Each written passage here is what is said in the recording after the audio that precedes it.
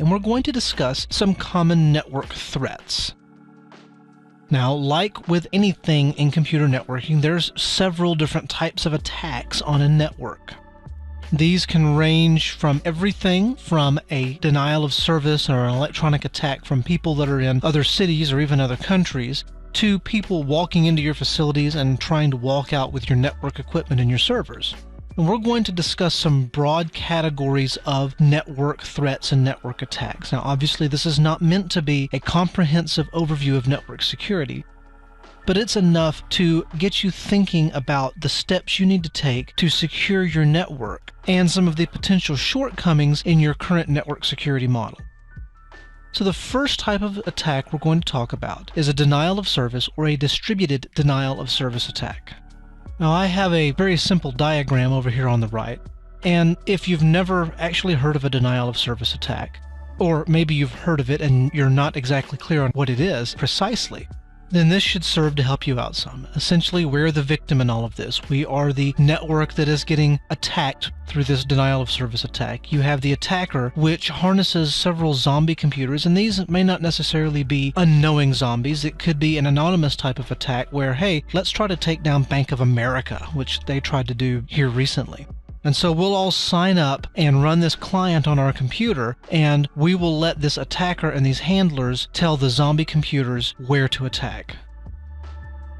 Now, this type of attack used to be pretty uncommon, but with the advent of ubiquitous broadband everywhere, it's becoming more common.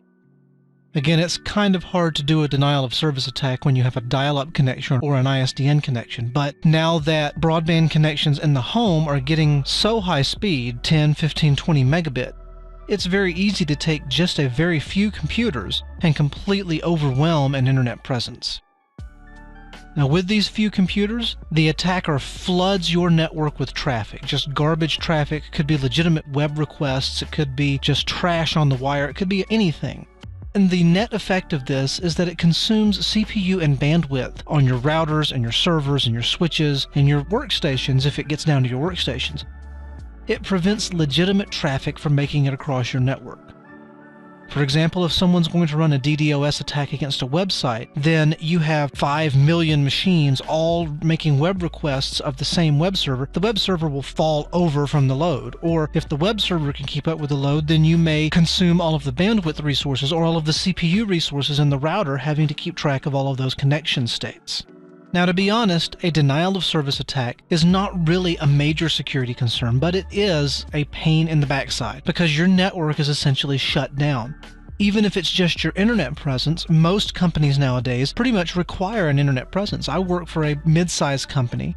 Obviously, we're not doing e-commerce with thousands of individual end users, but we do have clients of ours that connect through VPN connections to transfer files back and forth. And if someone was running a denial of service attack against our internet provider and consumed all of our internet bandwidth with just garbage traffic, then our clients wouldn't be able to connect to our network.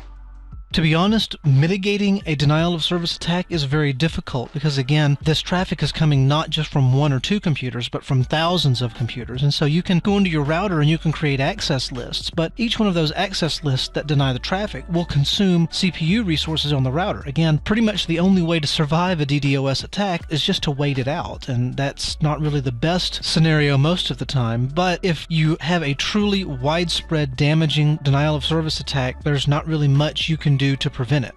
The next type we'll talk about are reconnaissance attacks. And reconnaissance attacks aren't really destructive attacks like denial of service in and of themselves.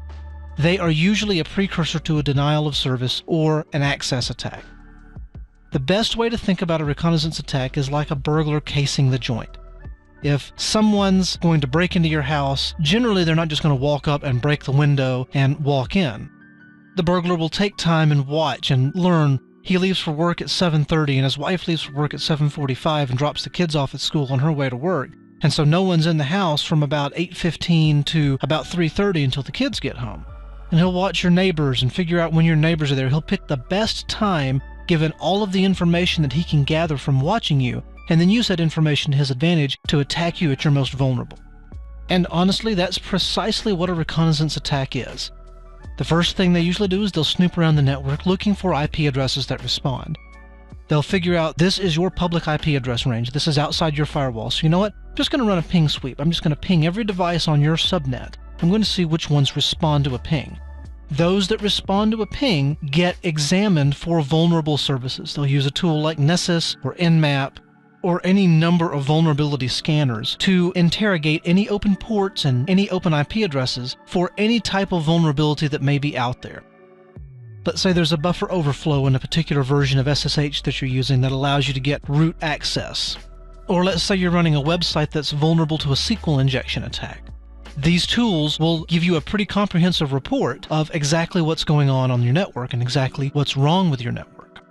And to be honest, they can be used by us as the good guys as well. We can take these tools, run them against our own network, and discover, oh, this particular executable is vulnerable and it needs to be patched, and here's the patch for it. The bad guys, however, take all of this information, they gather it all up in one big pile, they decide the best way into your network, and they'll use all of the information they gathered in a reconnaissance attack in a later attack all at once when you're not really expecting it. They'll do it at 2 o'clock in the morning local time when there's not someone sitting there watching the network and watching the servers blow up and go down. And depending on what kind of network monitoring you have in place, they could have free run of your network for 3 or 4 hours before you wake up and figure out what's going on. So that leads us to the last type of network threat, which is an access attack. An access attack, as we've mentioned previously, usually follows a reconnaissance attack.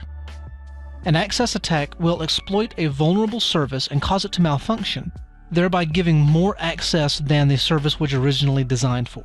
You heard me mention SSH on the previous slide. That's actually a very good example. There was a flaw in a specific version of SSH about 5 or 6 years ago, that if you ran SSH and allowed root login, then this particular version of SSH would accept any password as the root password. Needless to say, that is not really how it's designed to work. Now, those of you that are doing professional network security would probably just had your head spin around. You don't allow root access through SSH. You don't allow root logins remotely. You only allow root to log in from the console. But if your sysadmin is lazy or ignorant, they may just turn that option on in the config file, and they've just opened up that server and potentially everything else on the network to an attack from an access attack. Now, a password attack is also a type of access attack. Some people will split it up because technically you're not really exploiting anything in a password attack. But a password attack is when an attacker attempts to guess a username and a password to gain access to the network. You've probably done a password attack yourself when you've gone to a website and forgotten your password. Well, is it A? Is it B? Is it C? You've got your list of passwords that you generally use on websites, and you keep going down the list until you find one that actually works on the website. Obviously, that works for you as the actual owner of that username and password combination, but the bad guys can also use that method of access to get on your network whenever they really shouldn't. For now, that concludes our discussion of common network threats.